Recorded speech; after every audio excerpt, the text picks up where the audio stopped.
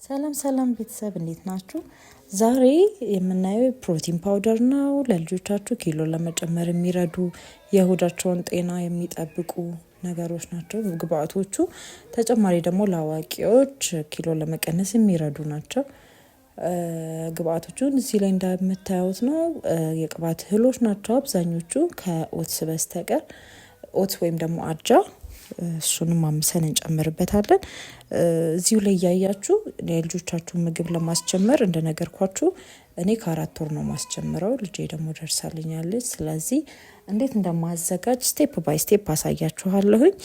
የመጀመሪያው እንግዲህ የምጥኑን አዘገጃጀት ነው ማሳያችሁ። አለርጂክ ለመለየት 16ቱንም አይነት አንድ ጊዜ አናስፈጭም ማለት አንድ ላይ አንፈጨውም። ለብቻ ሶስት አድርገን ነው የምንሞክራቸው።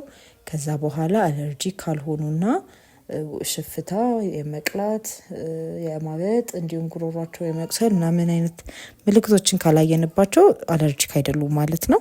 አለርጂክ ከሆኑ ሰውነታቸው የመቅላት ባህሪ ያሳያል። እንደዛ ነው የምንለየው ማለት ነው። እሱን ማሳያቸው